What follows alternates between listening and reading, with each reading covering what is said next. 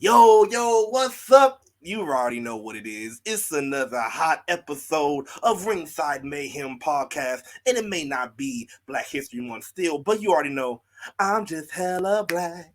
I'm just hella black. I'm just hella black. Your fault if you offended, because I'm just hella black. That's what it is. And this episode about to be for the culture. But you already know I'm not alone in here, and we got a special guest. But let me bring on the crew, because I think we got a full crew today. Let me see. Hold on. First of all, we yeah, even though it's not Queen's Month, we still got to bring her in first because she is the queen of RSM. Queen Rose, come in the building, girl.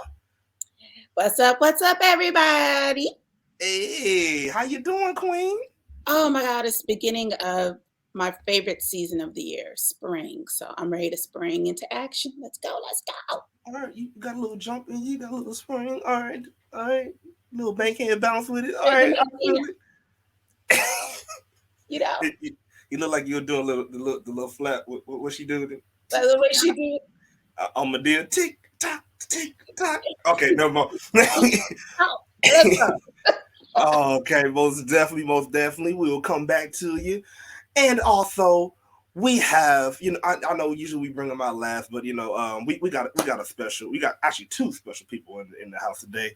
So we're gonna bring them out next. You already know who he is. This is my tag team partner. That's right, my tag team partner. He is the Mr. Know-It-All champion. He is Mr. $1 Million Mayhem. That's right, my tag team partner, my brother from another mother. Shut your mouth, Mr. Magtez Ford. Sir Mac, come in the building, man. We say, hush that fuzz. Everybody move to the back of the buzz. Do you want to bump and slump with us? We the type of people get it crunk in the club, say, Man, what's going on? Champions me. You see the money, you see the cane. You already know what it is, Mr. Know-It-All champ, ready with the mayhem, man. I'm ready to get down. This is going to be a good episode. You feel me? I'm with all the energy. Matter of fact, I'm going to take my shades off of this. You know what I'm saying? I'm unapologetically all the way blizzard to this. I got my dashiki on. You know what I'm saying? No kids. No kids. No. Yeah. How many jobs you have? I mean, 16 jobs. I just got off of one, and I'm going to one right now. I can't stand you. I'll leave this and go to 2 more jobs before we get off there. I promise. But it looks like I'm not working at all. Make your money work for yourself, baby. And that's why you have the money, man. You know what I'm saying? Hey. Gotta get that money, babe. We're gonna head back to you because I think we got somebody else in here, man. Oh man, a return? I think we got a massive return, man. Wait, hold on. I'll be right back. Oh yeah, man. Look, I know you haven't seen him in a while, but you've been hearing all the analytics, but you never hear analytics like you hear it from this man right here. We have the professor in the house, Mr. Professor LL, the smartest man in the room. Come on and come in the room, man. Welcome back. Yo, what's up, Ringside family? I am back, excited more than ever. We bringing you a hot one today. I can't wait to bring on our special guest, bro. Like, it's good to be back. Like you said, it's for the culture, bro. We repping every day, so let's do it. Man, how did it feel to be back, man? You've been gone for a while. Wifey took over the whole kingdom. She done. Man. She is worthy. She held it down, man. I was proud. Y'all doing your thing. We growing. Excited to be back to help the Mayhem movement grow even more. So let's make it happen. Most definitely. Let's bring the fam back in here. The fam bam, woo. And like I said, we got another special guest in, y'all. Mm-hmm. Man, we telling y'all this episode is just completely for the culture. When I say it's for the culture, it's for the culture because we have the head. I mean, the head. Now, I'm not talking about the head of the table, but the head of the nation of African American wrestling. That's right. We have Mr. Jabari McIntyre come in the building, man. Let's do it. Man, what's up, family? How y'all doing tonight? Yes. Good, man. First thing first is Black History Month every single month of the year. That's right. Speak on it. Black History. Speak on 365. Yes. 366 on a leap year. You know what I'm saying? My math is off, but 365, 366, whatever. Every single day, Black History. Let's roll. Let's do this. Hey, every day, man. So, first of all, how are you feeling today, sir? How are you doing? Hey, man, it's another beautiful, wonderful, warm day in the A. Oh, man, I still need to be in the A. I haven't been in the A. Yeah, I've not You been in the A tripping. myself You slacking. either. Like, I done flew to the A. I done drove back and forth from the A. The A is where it's at, man. No, Pause, look at no, not even pause. This is Black History Month. Right, because I said drove. What if Drew? What the hell is Drew? I was trying to rhyme at the same time, but I have driven. Don't make me get proper. I don't want to be proper today. I don't want to be proper. You could have said drove. You could have said drove. Drove would have been perfectly fine. What is Drew? What's Drew? Drew, whatever. He drove and flew. That's what it was. He drove and flew. See, the plane had to land and he had to drive. See, there you go. There it is, GM. There it is. Yeah, I can always book it right. Yeah, but Mr. Jabari, if you may, go ahead and introduce yourself to the people. Go ahead, tell them your name. Tell them what you're doing, and just tell them what got you started with wrestling. All right, my name is Jabari Big Bear McIntyre. I am the creator, founder, president, whatever you want to call it, of the Nation of African American Wrestling, also known as NAAW. And if you're from the South, it's NAAW. You got to draw it out a little bit. NAAW. Anyway, I got started with wrestling as a kid, just probably like everybody else, watching it with my cousins, my siblings, and everything like that. And I developed a light for it back then. And WCW died. After WCW died, my like of wrestling kind of died with it for a little while. Came back when Impact started around 2004. Well, 2004, 5. I started getting a light for it again. And then 2016 came. I decided to start a little wrestling group. All of a sudden, I started going to wrestling shows. And that's when I started loving wrestling.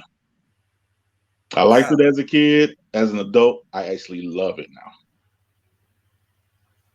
I feel you. I definitely feel it. It's like it's like those different levels. Like you know, when you was a kid, you know, of course you liked it. You're like, oh, this is cool. But when you get that love for wrestling, like when you like that true, like man, you can't tell me nothing. Yeah, because people always look at me crazy, like, oh, you didn't love it as a kid, and I was like, you know what? I actually thought I did. I really thought I did because you know I looked at it through child's eyes. Right. I was fascinated by it. You know, it's just like your first girlfriend. You're just fascinated.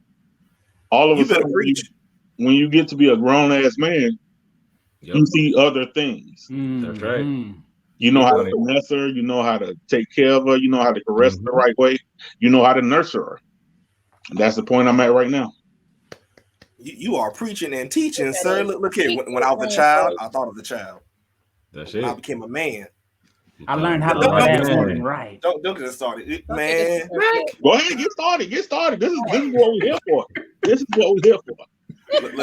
Look here. I am full Baptist. We would not go. Right. I'm like, this is not going to end. This is not. I'm just loving to go. My mom's a pastor. We can do this. Oh, let's go. Really, Mac? Really? That's what we're doing? That's loving my goal. Oh, okay. Trying to kiss it like I'm Tozawa. On that note, Queen, let me give you the hot tag real quick. You are in the seat. Okay. I can't with all this. How you follow that? I don't know. What do I say after that? I mean, he was trying to kiss a black queen. You know what I'm saying? Tamina finally let in and gave him one like, "Come here, man." He was looking disturbing. like, wait, wait. You said he trying to kiss the black queen, but the strap is white, sir. Listen, man, y'all. I didn't make it. I just, I can't. I'm gonna black it out. Watch. Okay, well, Jabari. Those straps are holding you back, my brother. Don't let those straps hold you. Don't let those white straps hold you back, my brother. Redfish, bluefish. My bacon is smelling fine. Oh my goodness. Yep. Yes, Queen. How may I help you? Y'all a mess. This is gonna be interesting. How did you come up with the name for the group? I didn't come up with the name of the group.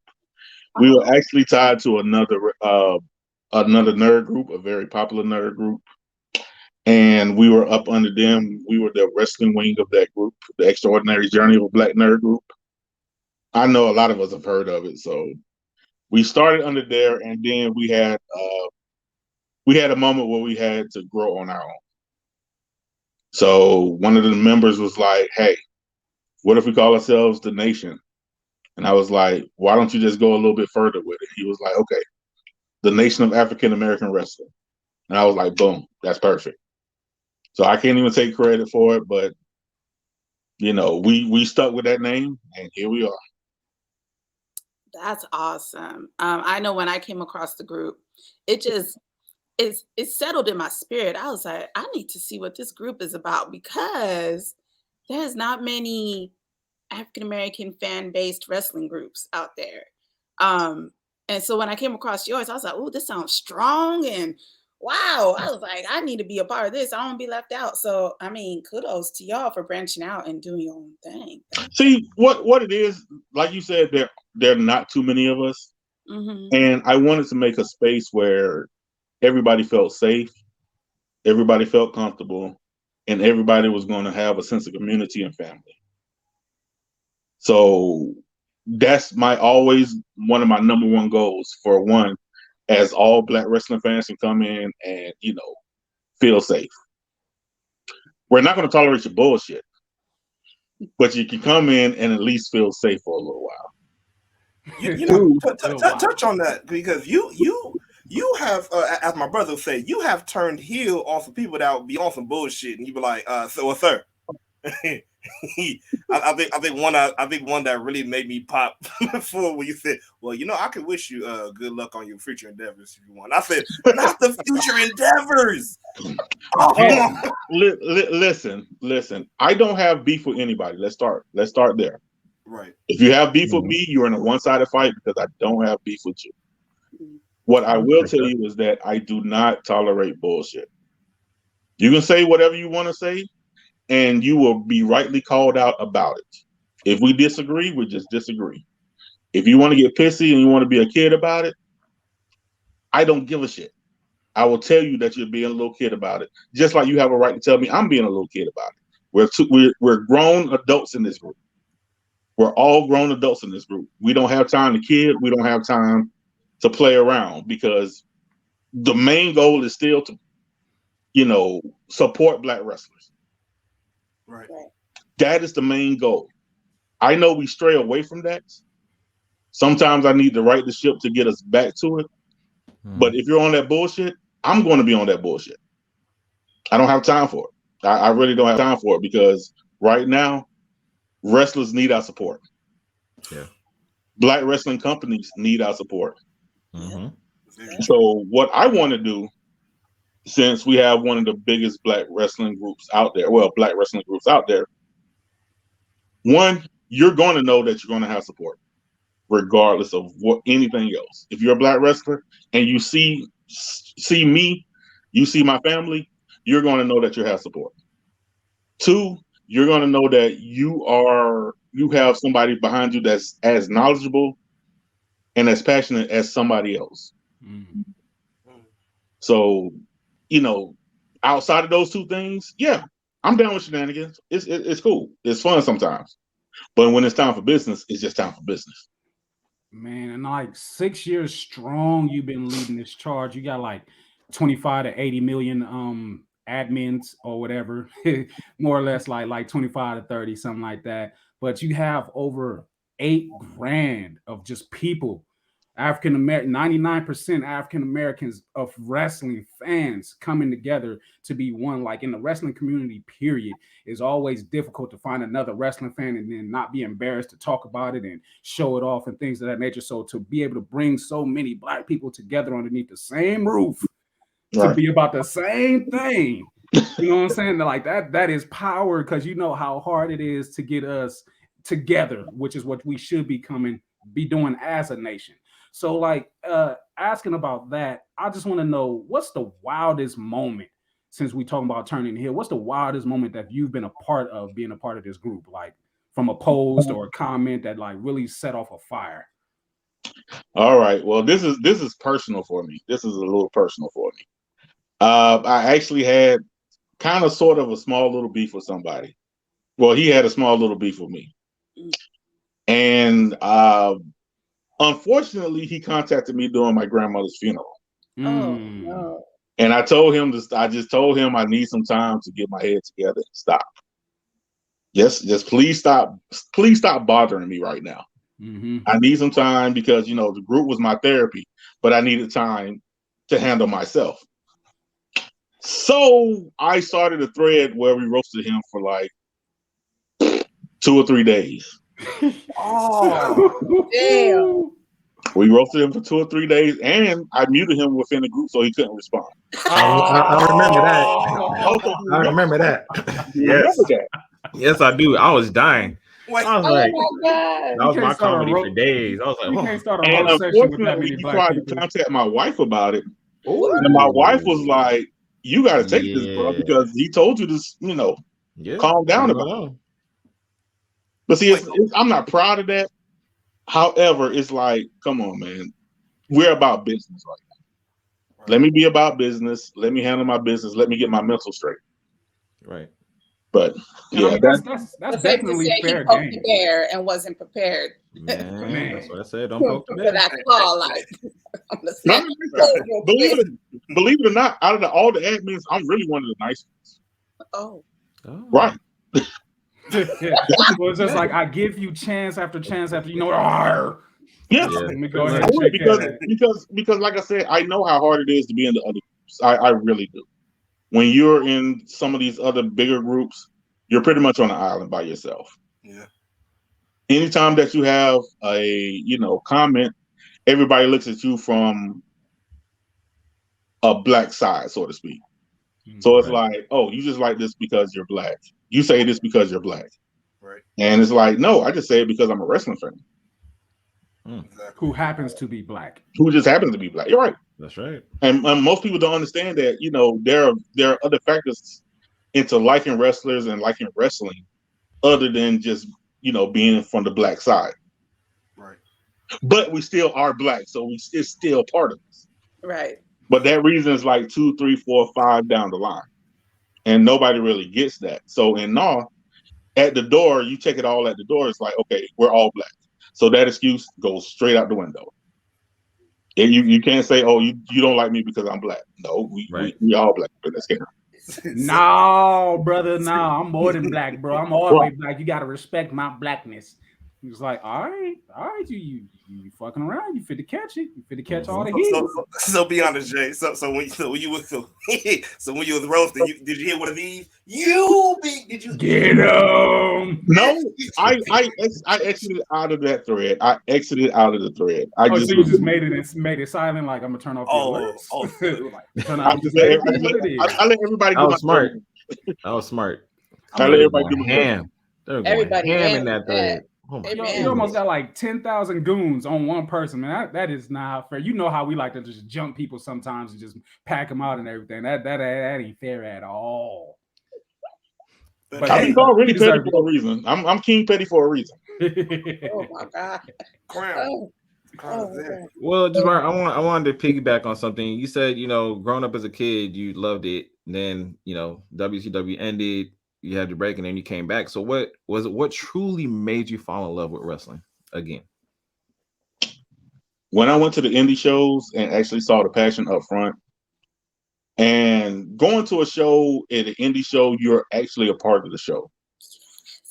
Yes. Like, yeah, we know that. Like you're part of the show where even if you are like 5 or 6 rows back, you can still touch the wrestlers, you can still touch the ring. It's still that everybody is talking to you. So after a while, it's like, oh shit, I'm in here and they actually have a passion and they will come up into you and tell you straight up, I appreciate you.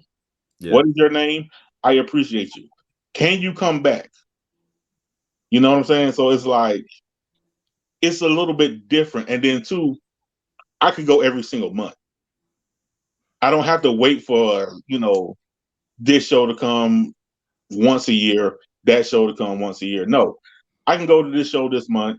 I can go to another show in the same month, and I can keep going to shows. All of a sudden, I started going to like 3 or 4 shows a month, every single month. So it's like once you start going and getting into that routine, it's like, oh shit, I actually love this. It's a passion that I'm starting to have now. Right. And then too, the wrestlers actually like the fact that I'm coming to the show, see them month after month after month after month. They might give you a T-shirt, they might give you a poster, or whatever the case may be, but they really thank you for that support. And I really like that, and that just drives me right there. And that's very true, man. Cause like if you see more of the community, when in the independents, if especially like I said, when it comes to wrestlers, even when it comes to the fans, like you really get to see, okay, oh, all right, I see more people like me, like that loves this, right. And really connect. And let me piggyback off of that right quick. Mm-hmm. When you can go with your family, and you can go to a show where most of the wrestlers look like you, that's something different. I agree. Yeah. That is something a little bit different.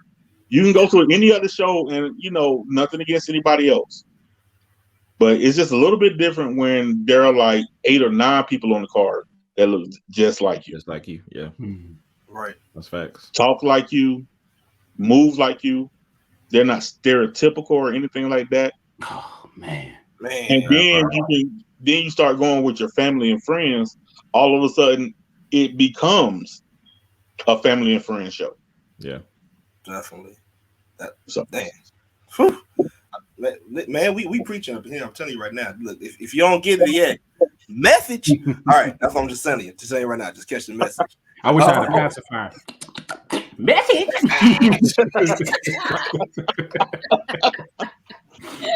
Oh man.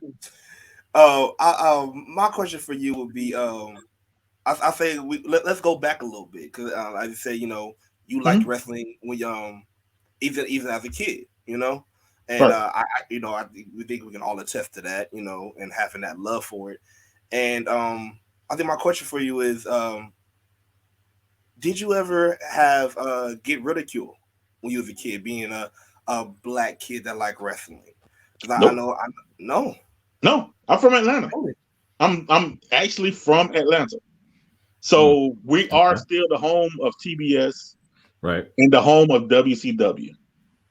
So all of my friends at lunchtime in middle school, high school, we all talked about wrestling. That's it. Well, wrestling and sports. And it was nothing, because remember, we had the power plant here too. Yeah, power plant, man. We had the power plant, so it was nothing for us to see a wrestler. Oh, there's Sting going to the grocery store down there. There's Luger doing this. Yeah. There's Booker T catching a flight, doing out, and whatever the case may be. So no, I never had that. I never had that experience. Wow. It was always, I can talk to my best friend about wrestling because my best friend was watching wrestling. I can talk to dudes down the hall because they were watching wrestling. They can come to me because they know I'm watching wrestling. So it was just a little bit different atmosphere for me. So to piggyback off of that, then I'll ask you then, when was the first time you really felt represented in wrestling? Like you saw a wrestler and you was like, that's like me, like that's me right there. When was the first time you could say like it could be a certain wrestler, it could be a certain time and period, but like when did you actually feel like, you know what, I felt represented? When Harlem Heat started to make a lot of rounds, when Harlem Heat started to really get there. I mean, because I was really young when Ron Simmons won the belt. I was young and I didn't understand the magnitude of what I was watching. I understood that, yeah, he looked like me, and we were excited because of that. But then when Harlem Heat came around a couple of years later, it's like, okay, they look like me, they talk like me. They move the way I move. They have slang the way I have slang. You know. Yeah. Go ahead, just go ahead. Go ahead. Go ahead. Pause. Go to you, nigga. Anyway, got the do-rags with the nose straps on and everything. You know what I'm saying? Yeah. They got the fire tights. Yeah. They're my right. niggas right there. And that appeal, you know, doing spinning roonies and everything like that. Right. That appealed to me. Is like, oh crap, I can get behind them. Like, I don't care what they do. Booker T was my guy. Stevie Ray was my guy. Yeah. With the slapjack. Right. So it's like, you know, 93, 94, 95, you know, seeing them early and then coming on up, it's like, hey, those are my guys. Either one is good with me, but which one? The Booker T with the fade or Dreads Booker T? Fade easily. Yeah. Up top fade. Easily. Okay. Yeah. Okay. Pretty much, yeah.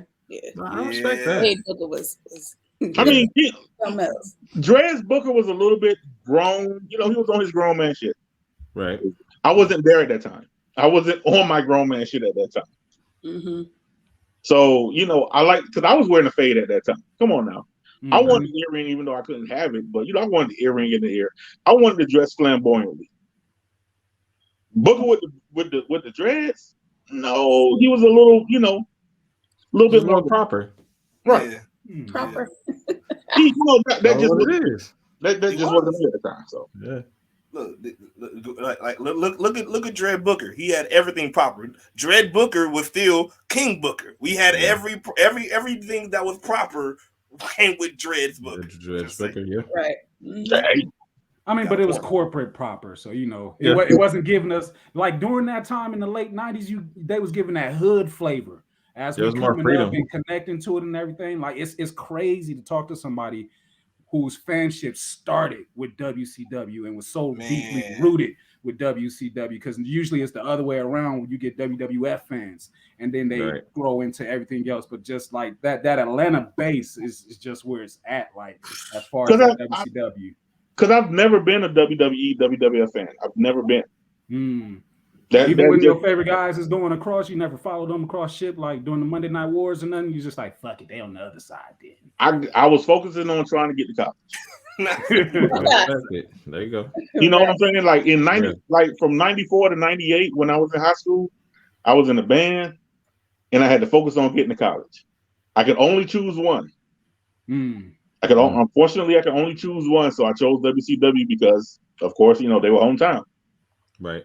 And then too, I had the Braves, so you know, I'm a massive Braves fan. So dopeness. Queen, I'm gonna give you the hot tag. Put it up. You got it. Okay.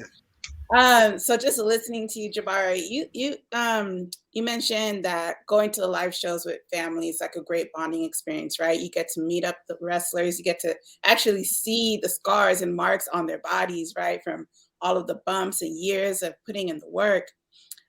But as your family, so it's a personal question. Go ahead. When you met your wife, was she a wrestling fan as well? Or did you just kind of bring them all along with you? All right. Funny story about the wife, and I tell this all the time. When we first met, we really didn't talk about wrestling because at that time I was still mad at, WCW dying. I met her in 2003. So I didn't find Impact for another couple of years, but if WWE was in town, I might slip and talk about it a little bit. We have a small little chat. And then all of a sudden, it just went away. Then one day, I was talking shit. I told her something, and she looked at me dead in my face and was like, if you say that one more time, I'm going to drop kick you. Oh. Full on drop kick, like legs in the air. Hold up now. I was talking some more mess, and I had my back to her. Oh no! Oh. She jumped off the bed Oh, and drop kicked me dead in my back. Oh my God. Did you sell it? Did you sell it? Did you turn around you like had to what sold the? it. You I had to have couldn't sold turn it. around like, what in the world just happened? And right then and there, I do. I can marry her. I love it. I love Life it. changes. That is our. When did you know that your wife was the one story? When That's she my drop story. kicked me. I'll pick Tell it. us, Yeah. CK. What's Life CK? definitely changes when you catch a wrestling move and you're not a wrestler and y'all not playing backyard wrestling. It's just like, wait a minute, you just rock bottom me on a hard table. Like, what's going on here? Yes, exactly. Yeah. That moment caught me so off guard. I was like, "You really like wrestling like this?" And she was like, "My brother's a wrestling fan," and I was like, Oh, there you go. "That makes It it makes makes." sense. And then we found Impact together, Mm. Oh, and we okay. started watching. And she would tell me like, "Oh, I was a Booker T fan doing this. I was a Macho Man fan, and I was blah blah blah." I'm like, "Who the hell are you?" It's like you met a brand new person. Like, It's like, where have you been all my life?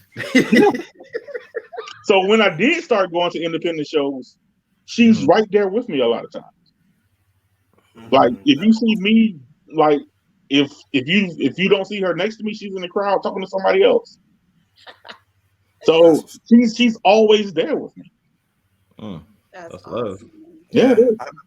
I know the first time, I think my first wrestling threat from my wife was cause she's a big Stone Cold fan, so she actually threatened to stunner me. So I always looked out for that. And she actually gave me and she actually didn't do that, and she gave me a sleeper. And I was like, Oh, and I was like, oh, okay.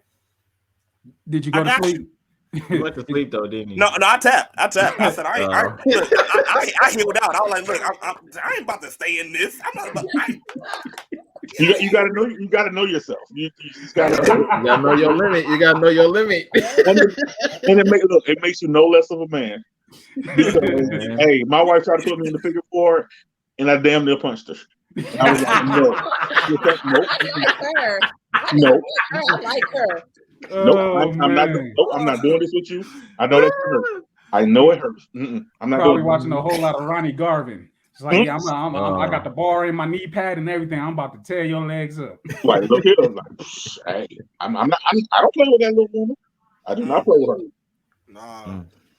Something dangerous about a woman that watches wrestling and knows her stuff too. Mm-hmm. Yeah, I can speak on that. Yep. Yes, you can. Is your wife shorter than you also? Yes, of course she is. See that? That's dangerous. Because they get in spots and you be like, wait a minute, how did you?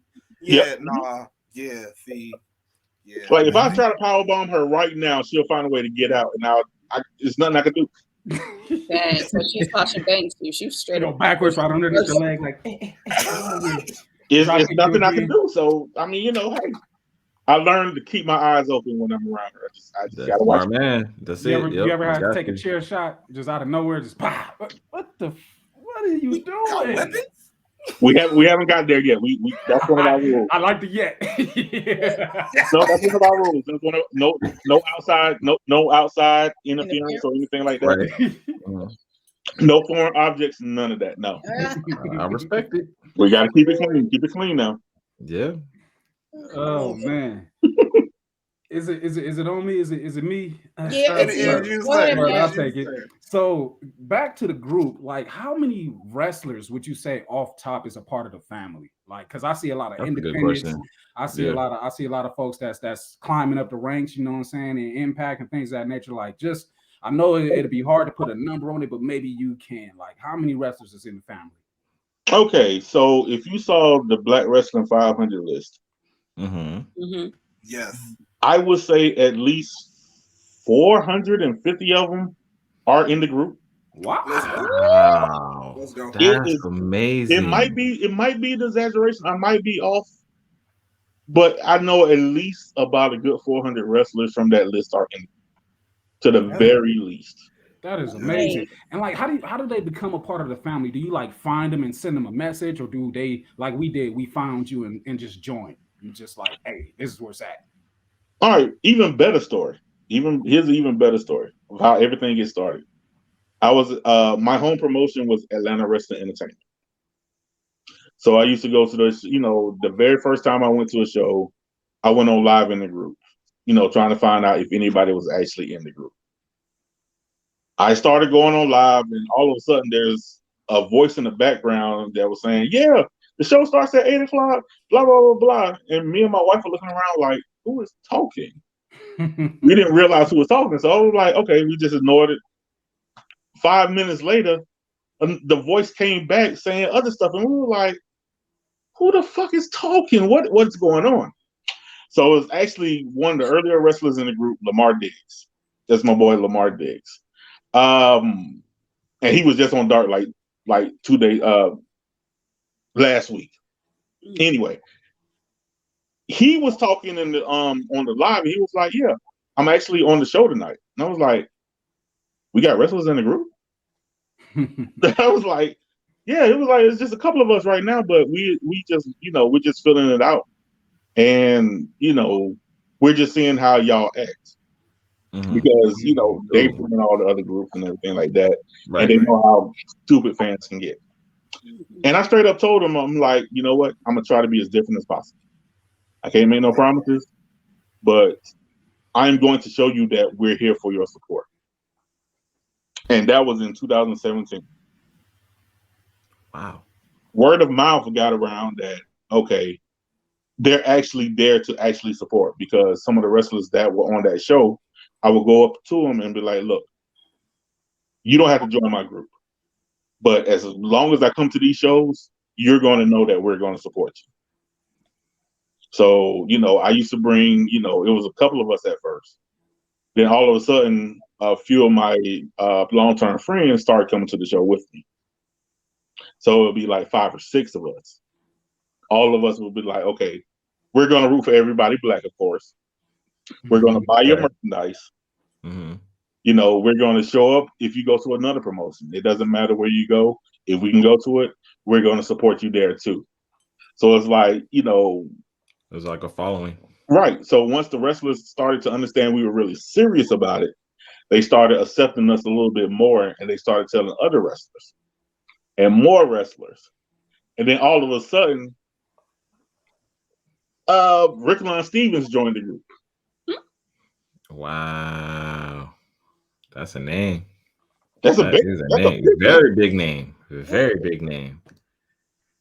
And I was like, you mean to tell me that Ezekiel Jackson is in this group? That's right, man. That's dope. And I'm looking like, nah, that ain't happening. So I was like, what? I'm gonna get on live, and I'm gonna just ask him to get on live with me.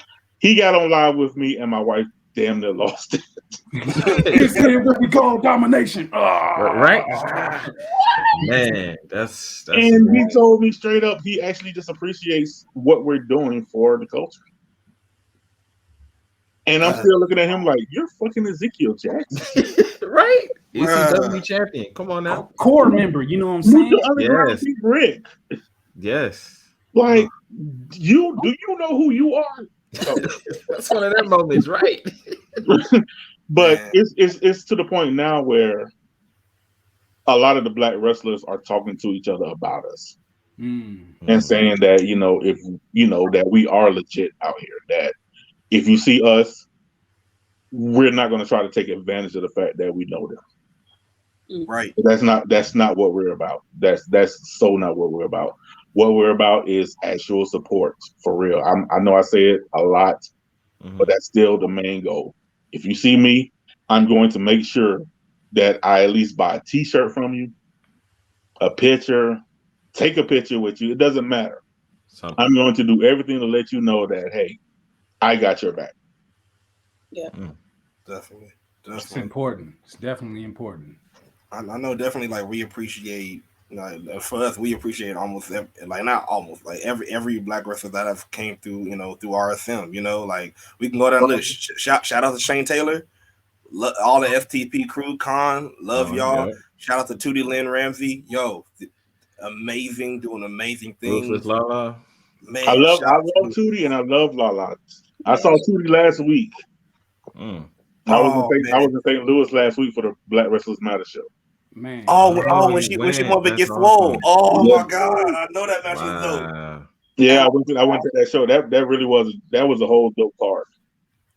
Can't forget about our boy Alex Kane. You know what I'm saying? Man, the champ, man, the champ. I love Alex Kane. I saw him when he was first starting at WWA for the wrestling school here. Whoa. Yeah, I've been following him for a minute. Okay, that's love. I've been following him for a good little minute, so I'm actually really proud of him too. I'm actually really proud to say that I'm a fan of his. Yeah, we big fans of his, man. I'm gonna piggyback on something. So you know, for us, you know, going up in the wrestling game, it's like we wanted to see ourselves. We want to make sure we were represented. So how this kind of pretty much came together is literally, we say it all the time. We for the culture, and we ain't playing with that. We it's like, hey, we out here, we got to be known. So we're very much like you, like wherever we go, especially like, you know, we said all the time, whatever guests we have on their family, and we mean it and we support them the whole way through, whether it's like, even if we can't, you know, because we in the West Coast, so there's a lot of events that, you know, our guests come on to that we can't make it, but we'll promote it. Now, like, so what would you say, like, for us, because we're really trying to continue to push that, what would you say is your best advice for us to continue to build that momentum? First and foremost, just keep doing what you're doing, which is first, stay supporting everybody. That is the most important thing that we all need right now. Even if you're in the UK right now, you got to stay supporting the Black wrestlers because they actually notice. It's not many of us out there that are doing it. True. So if you can get them to come to your show, please, by all means, do whatever you can to get them to come to your show. Secondly, just don't bullshit them. Just never bullshit anybody. Like, seriously, I know you should have that in life, but when it comes to this wrestling game, they don't let you behind the curtain, you know, for a reason. Right. They're not going to just let you back there. So if they give you a peek into their life, honor that, treasure it. Make sure you do everything to protect, you know, what they tell you, protect what they give you of themselves. Like seriously, they're dropping their guard to talk to you. Right. That's what they're doing. They're giving you that respect, and I know that they expect the same respect back to them. So that's what you need to do. Just be about that support. Don't be about that bullshit. Yeah, because they catch a whole lot of bullshit. They definitely do. I don't know if y'all got the letter that I wrote, but just take a minute to write that. That was wow. That was awesome.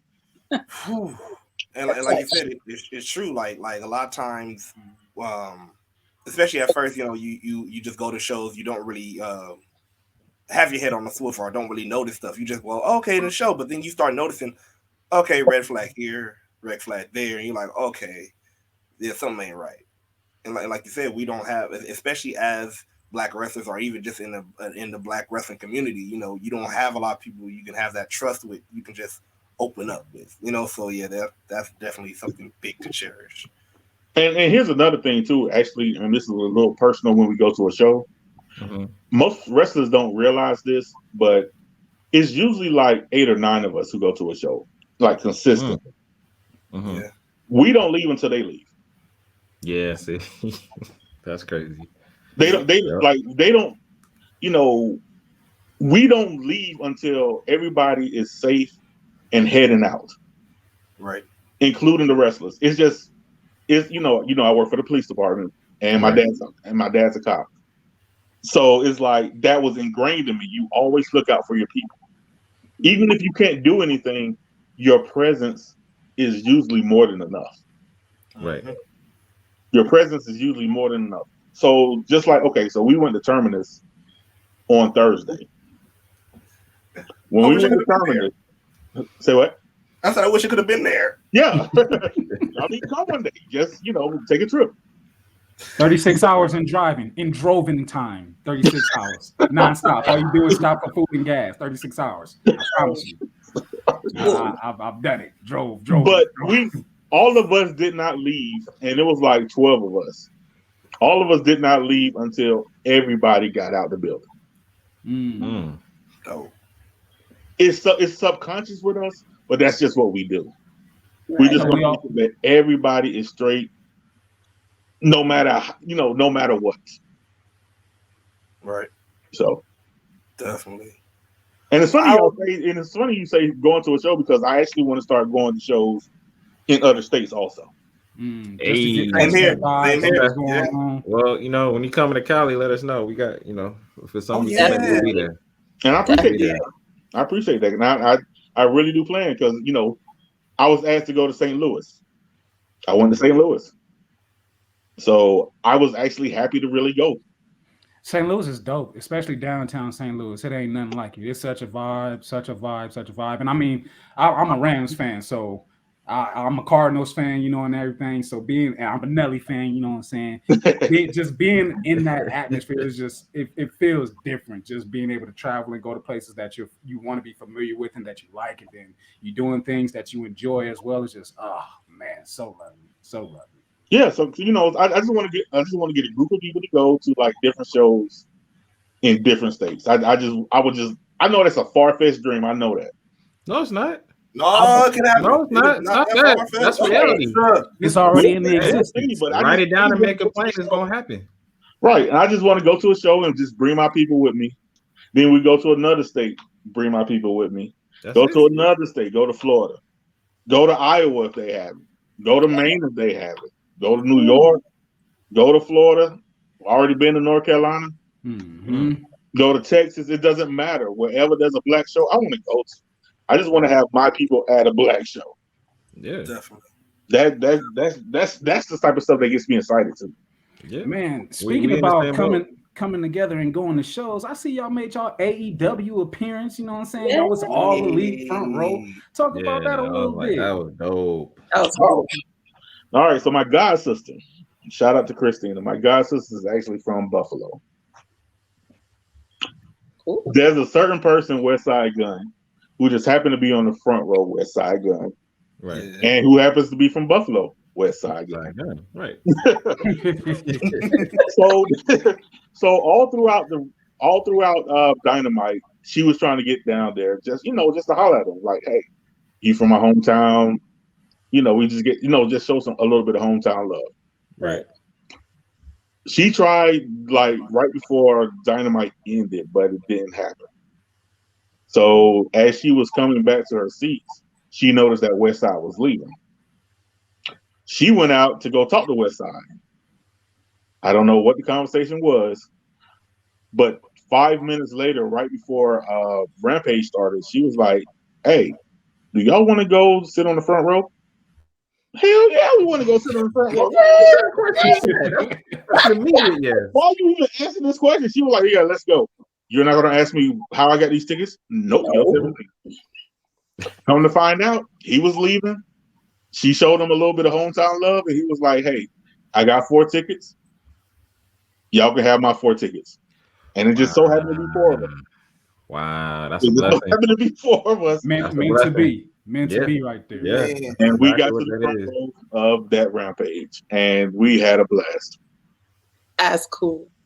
Man, well, hopefully you can come out here for AEW because they had a little thing where it's gonna be out here at the Forum, so maybe that could be a time that maybe you can slide on through to the West Coast and we can get a form of us. Look, you already got 1, 2, 3, 4 West of us Side. right here. We just raise some Nation Mayhem. You feel me? And head on to AEW. You never know. Well, because it's the day after my birthday, I can actually put it on my list. Oh, okay. Okay. See, I can see what wifey's talking about. That'd be real cool. I'm gonna look forward to that. I gotta ask my baby. I ask you later. You trying to get body slammed, right? Yeah, bro. I'm like, why are you doing that? Yeah. Now let's see that. Let's see it. Let's see it. Let's see it. No. Ain't going. I don't want to get a sleeper. I don't like it. Yeah, man. He's like, Next subject. Speaking on going back to speaking on representation though, one I usually almost ask everyone this question. I want to see what you feel about it because speaking of representation, there always is an argument a lot of times when it comes to, how do you say, some will say gimmick, some will say how they are, Character. but when it character, Mhm. and one of the main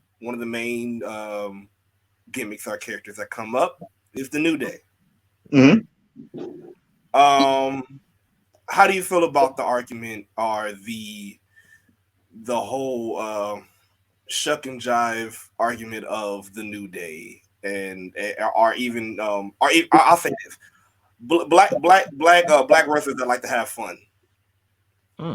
How would you say how do you feel about that argument? Because a lot of times, it comes to argument, oh well, since they do this or since they chuck a jive, they don't deserve a championship or they don't deserve this, or they, and it's like, so because for me it always feel like, okay, so they can't, there's not different type of black people. So and they act like they weren't doing the DX crotch shot back in the 90s. Exactly. Come on now. Exactly. We was all doing that at school. Everybody was doing each that. other, fighting in the quad, everything. Just all the so kicking everybody. So here's my thing about that. New Day is just an extension of themselves. I know dudes like that. You know dudes like that. All of us know guys we all like do. that. Mm-hmm. They're nerds, or they just like to have fun. They like really being serious. I mean, really being silly. Mm-hmm. But when it's time to get down to business, they get down to business. Yeah. That does not take away from the fact that they can't still be themselves and be happy-go-lucky. They just can't be like, oh, I look on the silly side of life. And we have to respect the fact that they took that and made buku's money for WWE. Yeah. They made tons Still of money for WWE. Still making money. And it's like, why are you hating on these guys? They might not be your cup of tea, but that does not mean that you got to down them for it. Yeah. Because if you do, what you gonna say about the Heartbreak Kid? What you gonna say about, That's what I'm saying, right? Shawn Michaels? What you gonna say about Shawn Michaels? Man. Skipping around. The argument. I understand where people are coming from because they want to see us on TV in a serious light. I get it. You want to see more of a representation. You want to see more of a. You just want to see different type of quote unquote black people on TV. But then again, you got to realize you've never seen that as black people on TV either. Though. Exactly, we're getting that. Well, Jabari, I was going to tag in with that one because you got a New Day that, like you said, everybody hating on, but then here comes the Hurt Business, and everybody's like, "Oh, breath of fresh air! This is what we wanted." There's levels of us. We not just one specific type of blackness. We just black. You got to accept all of it. Yeah. Y'all know how I feel about the Hurt Business. Come on, levels. Yeah, there's levels to us. It's We are more, and I've said this a few times before. Yeah. We are more than what they give us or think yeah. that we are. You know what I'm saying? Or write us to be, write us, because remember that a lot of it's written. A lot of it's written. Like, but it's like, I saw this TikTok. that's what I want you to be. I'm like, I got this little inkling of what I think you are. Yes. I want you to do this to the 10,000 power, and it's just like, don't put me in this box. Like I'm so much more. Now look at Impact right now. Look at Impact right now. Impact. There are 4, 5, 6, 7 different type of black guys there, and I don't think any of them have the same gimmick. Nope. No. Chris Bay is totally different from Willie Mack. Shout outs to Crystal. Rich Swan. Chris Swan is totally different from Moose. Yeah. You see what I'm saying? Come on. Yeah. Like all of them are totally different. Yeah. So, why would you not want to, celebrate that? Yeah, just celebrate greatness. Let's call it what it is. You don't have to like the wrestling, but just celebrate the fact that you're seeing something different on TV. Right. Just celebrate that. Right. Okay, we're evolving to the point that New Day is not the same as Apollo Crews. You see what I'm saying? Yeah. You might not like it, but they're two different characters. They're two totally different characters. Or even like we just call what Our Truth is another one. Right. Or Our Truth is not like Jay Lethal. Thank you. And there's nobody like Reggie. My step. But there you go. There's Nobody, not one person. Wait, But that is shout out to still my Reggie Best. it's still the truth. Nobody's like Reggie, who is nowhere near what Bianca is. Mm-hmm. Right? Who is nowhere near what Sasha is. Yes. Yes. You see what I'm saying? Like, we're living in a time where we have to appreciate the fact that there are so many different types of black, characters out there. Individuality, really. Yeah, thank you. It's an expression of individuality. That's Mhm. really what it is. Mhm. Stop doing character work and celebrate individuality, and just let them write their own narrative. Yeah, their own narrative. Like just like Bobby Lashley. Yes. Who's doing what Bobby Lashley is doing right now? Well, even shout out to him, even though he's injured right now. But man, I took one of his themes and flipped it into a R&B song. You know what I'm saying, on my last album. For all our followers on IG, that was the answer to the question, Bobby Lashley. Yes, sir. Yep, there you go. See, a lot of people just don't get it. I think what really made me ask that question, there was a Twitter post and somebody put up that somebody pretty much put up, and here's the thing, he wasn't us. Okay. And that's the thing that he didn't get, this because it wasn't really that he talked about the New Day, but pretty much what he said was, I don't get how goofs like these were able to be champion, but people like, and then the people that he named instead of is what really was it. He said, but people like Scott Hall, Arn Anderson, and he named other ones that never got a chance at a world champion. I'm like, first of all, and he never got what I said. I said, okay, so name another black person that never got a chance then, if you're saying goofs like these. And he still never got it. And he was like, but they're goofs. He said, okay, if that's the case, then name another black wrestler then that didn't have a chance. And then then name another black wrestler that was there for as long as Kofi and E was and didn't get a chance. Right. Exactly. Yeah. Come on now. We've been fighting this fight for a long time. Forever. Yeah, we're still gonna fight it.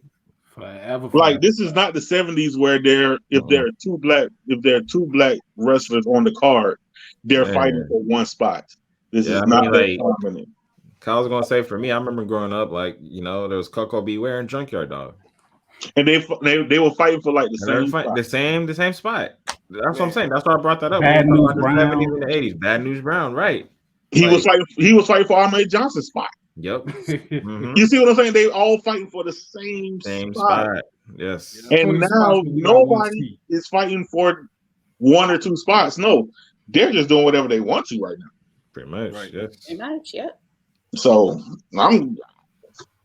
I try not to entertain those people. I try so hard not to entertain those people. Yeah.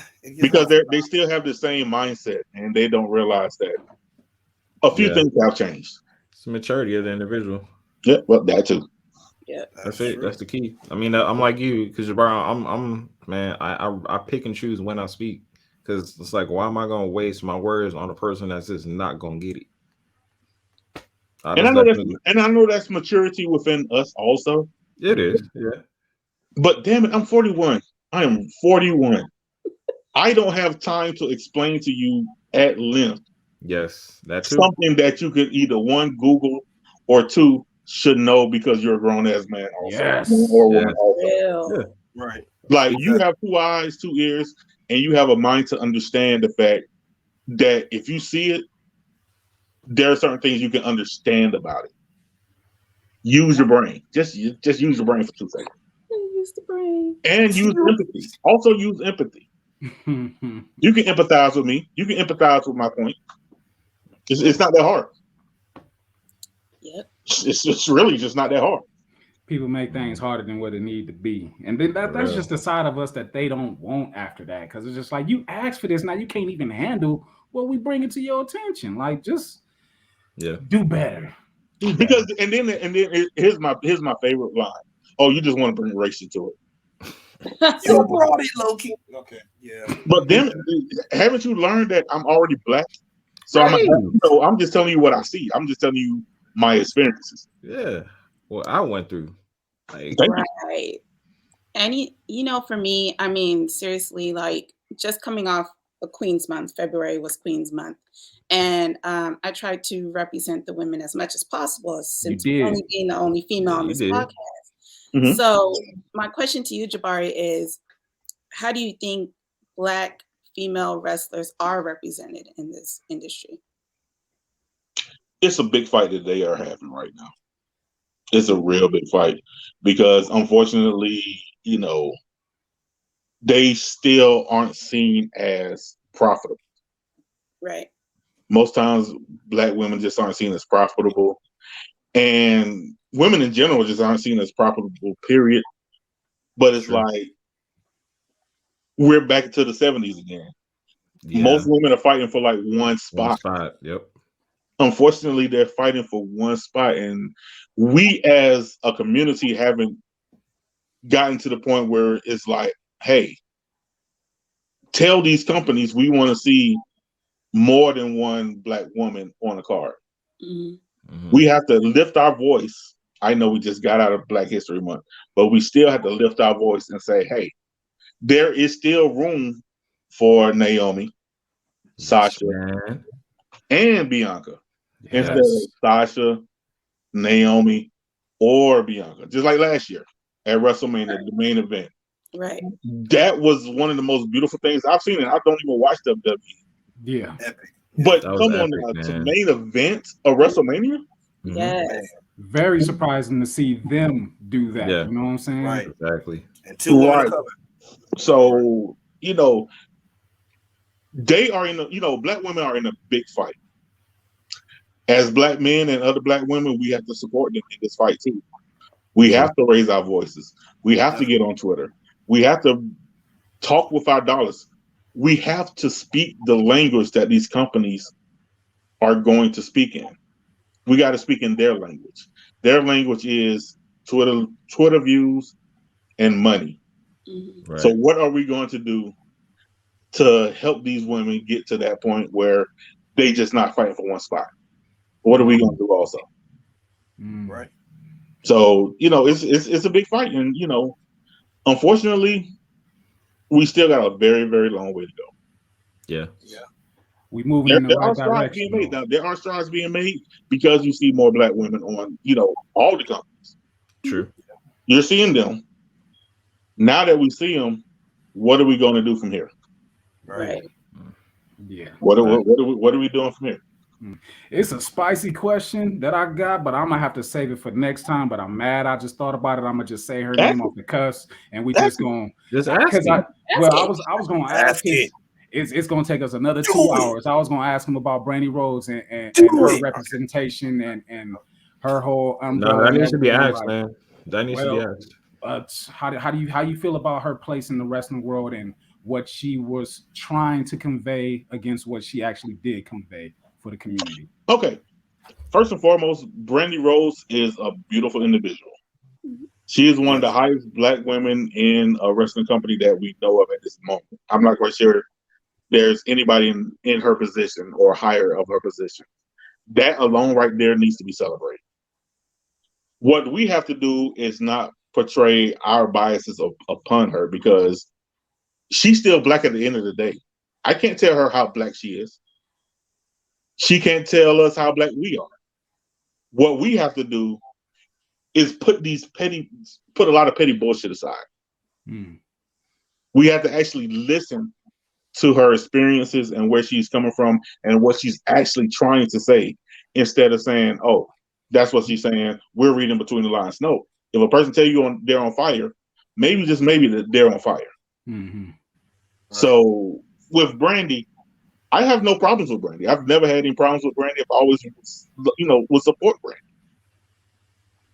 Yeah. Maybe, just maybe, we just need to listen a little bit more to what she's trying to say and get it out of her head, because she married a white guy.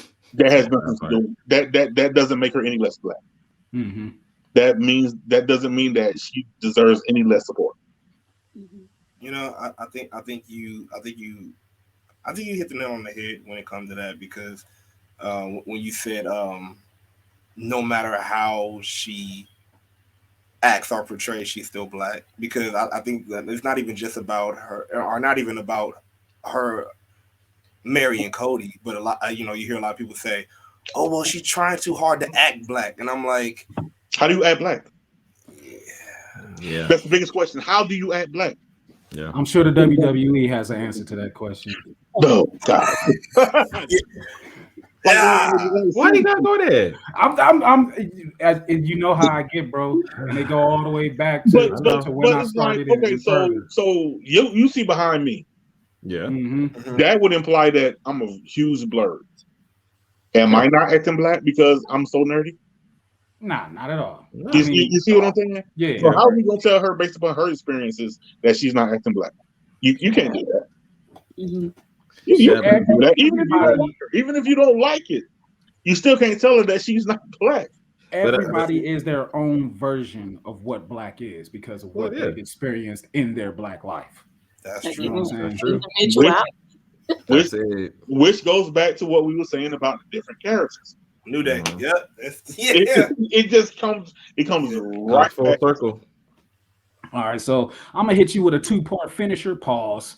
I usually ask this question to I can't hit the man with my finish twice, but I'm about to finish. Anyways, am I on top of this or what? don't earlier I will give it back to you. I will give it back to you. You know this. I love it. Don't do this. I would go right there with you, and everybody will question what the hell is going on in this podcast. So don't start this. Don't do it. All right. I got a 2-part finish for you. It's the same question that I ask every guest that comes onto the show to solidify them for me as a part of our family, and it's about the Mount Rushmore. I like people asking Mount Rushmore questions. So in this sense, look at that face. I'm gonna give you a 2-parter. I want one for the women and one for the men. All right, Mount hold Rushmore of most influential wrestlers to you that brings you closer to the game. Hold on, I was going out. Could you repeat that one more time? Mount Rushmore, 2-part Mount Rushmore question, one for the women, one for the men, the most influential black wrestlers that have made you love this sport so much more than you already do. And I'm gonna push back on you because I don't do Mount Rushmores. Only because how dare you ask me to choose only 4 out of thousands? How dare you ask me to choose only 4? I love the hell out of that. I love that. I barely do top 10s. I respect that. You can't. You can't. Now, if you ask me who are some of my personal favorites, I can give you some of my personal favorites, but I can never give you 4 because you'll always do somebody else. You are the only person that has really pushed back on that and made it make sense, and I love that you just took it there. Ooh, and to go reverse my finisher and gave it to me. God, I'm done. I'm good at reversal, but here's my logic. When Mount Rushmore was started, there were only 30-something presidents. Mm-hmm. Well, Yep. There were only 30-something presidents. Preach now. Now, if you ask me to do a Mount Rushmore of just 4, that's doing a disservice to all the other black wrestlers out there. How you're going to ask me to leave off somebody like Ernie Ladd? Wow, right? You're going to ask me to leave off like Ron Simmons if I were to choose Kofi. You see what I'm saying? And then you'll be like, oh, what about Bearcat Wright? Yeah. And then what about Keith Lee? Yeah. And what about Monty Brown or Eli Skipper? It's Johnson's another name that does not get talked about. Perfect answer. Perfect. So here's what I'll compromise with you. I'll give you some of my favorites.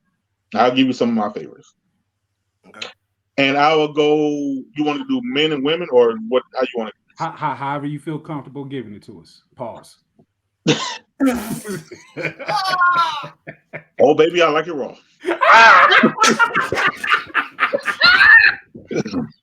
Do not play this game with me. Tell me how you want it. Do not ask the question. Oh, that was priceless. So my personal favorite men on the men's side, as far as black wrestlers, I'm still a Booker T stan. I love Booker T. I like Ernie Ladd. Dope. Ron Simmons has a place in my heart. Jay Lethal, So you Kofi dap him up. Kingston. Yeah. Mm-hmm. You know, the Sergeant Craig Pittman. I don't know why. I don't know why. That's my old WCW guy. Mm-hmm.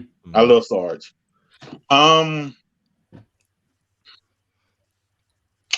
Who else is one of my favorites?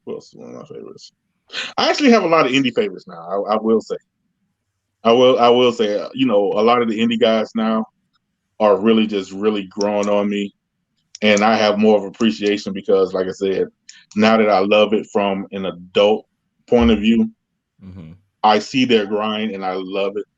So a lot of guys on the indies. Shout out to a lot of guys on the indies right now. And as far as women, Sasha and Naomi, they still have my heart. Although Jazz is still my favorite, you know, one of my favorite women of all time. Yeah, Jazz and Awesome Kong are like 1A and 1B. Man.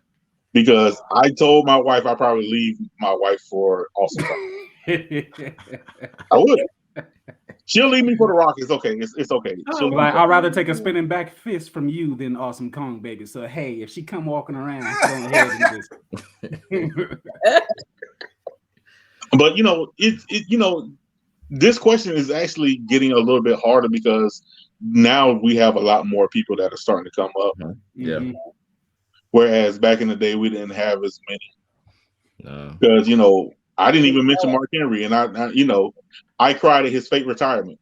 I actually cried at that Salmon suit. That salmon jacket, man. You see what I'm saying? We just gonna etch the whole community into the mountain. You know what I'm saying? We making a new Mount Rushmore. We all in there.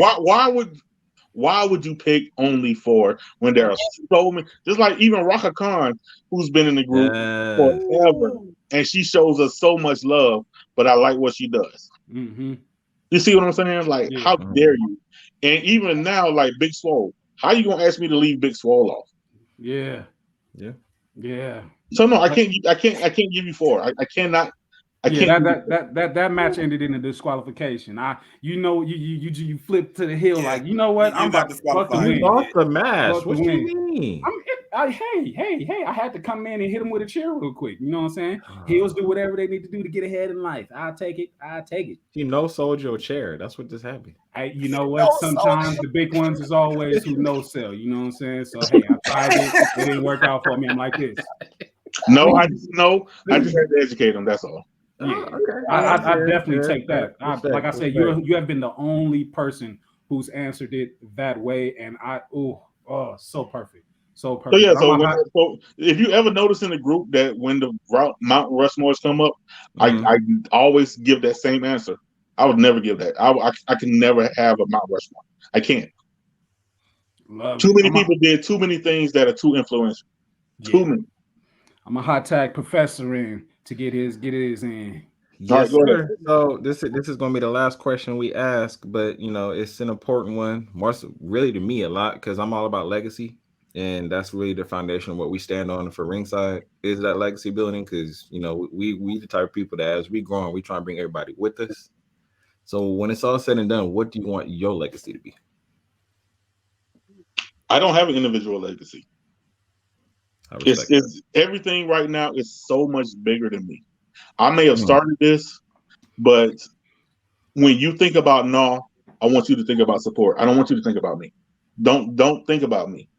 Think about the fact that you and your boys, you and your girls, you and your significant other can go to a show, enjoy a show, and show the wrestlers that you can support them, and you can be family to them. That's my legacy I want. I don't want you to think about me. This is not about me at all. This is so not about me. You were just about the vessel. The fact that we have, you know, if there's a podcast like you guys or Jabari or whomever, that you know that you're going to have people that support you based upon the fact that NAAW exists. That you can drop your podcast in NAAW and maybe one person will listen. Maybe 100 will listen. Maybe 1,000 will listen. Maybe just 50 will listen. Who knows? But you know, just because of NAAW and the community there, that you have somebody that has your back. Right. Somebody is always going to have your back. That's the only, that's my only goal for NAAW. So when I die, hopefully 80 years from now, Right. when I die 80 years from now, Hey, you would know that I'm not important with this. I'm just a guy that started the chains going, but it's just going to be so much bigger than me. That's amazing. Respect. Respect. Man. Definitely respect. Appreciate that, man. That's Thank nuggets. you. You dropping nuggets. I'm here for y'all. The My whole- people here for y'all. I am mad that we didn't get you on here sooner. I was like, hey, y'all, we got to have my brother on here. We got to have him. And I talked to you a couple of months ago about coming on. You just like, I don't watch current product right now. You know what I'm saying? I'm all about the indies and who. I was like, bro, don't none of that shit matter. We got to have you on. You know And I what I'm saying? appreciate it. I'm not a talker, but the past few months have changed a lot of things. The past few months, with the article I wrote, with me actually going to more shows and everything like that, I can't hide anymore. Right. I really can't hide anymore. And people notice, big man. And people notice the shirts too. People notice who I am. So they notice that if I'm at a show, that they know that, hey, they got family there. So, I think this is also a good time. Usually we have a segment here where we call Mayhem News, and there's one bit of Mayhem News. I think this is perfect for this segment where we're just going to drop, and it's a certain match that's happening, and we are actually going to have for the culture STP going against the Hitmakers at For the Culture at GCW, man. You got to try that again. We got to see baby girl face. We got to see B5 face. B5 got to be in there. Come on, man. Let me take this out real quick. Let me all do that this. gorgeousness. Let me do this. You can't hide It's like a special reveal. There it is. Hey, there we go. There we go. Yeah. Man, this is about to be epic, man. And like you said, just being for the culture, just stuff like this just really it just really excites us.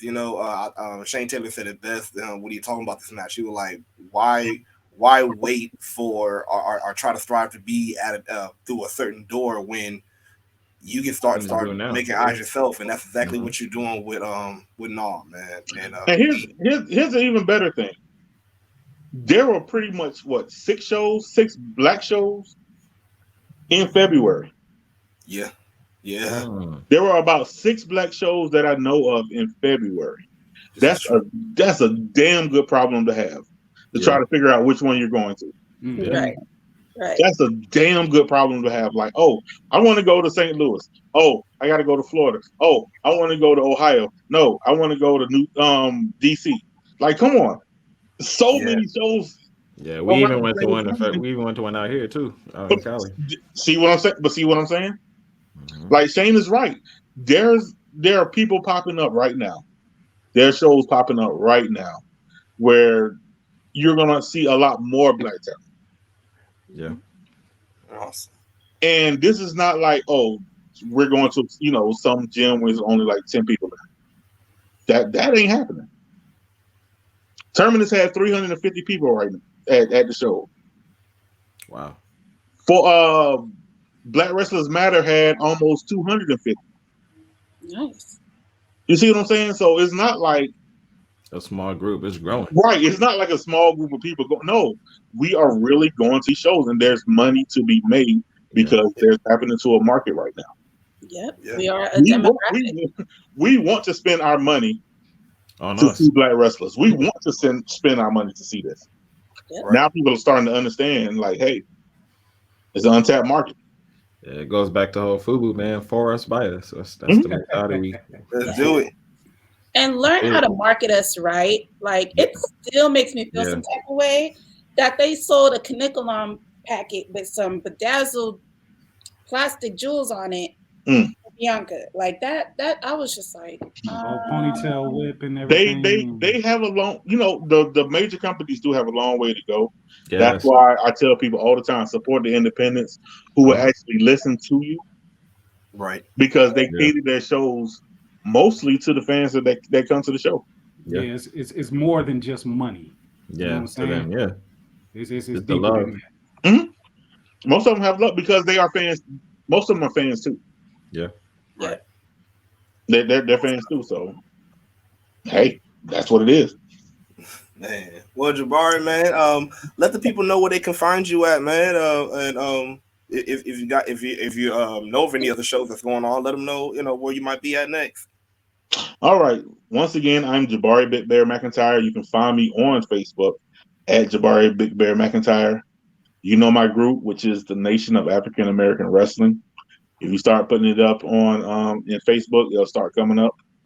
On Twitter, we are NAA Wrestling. That is NAA Wrestling.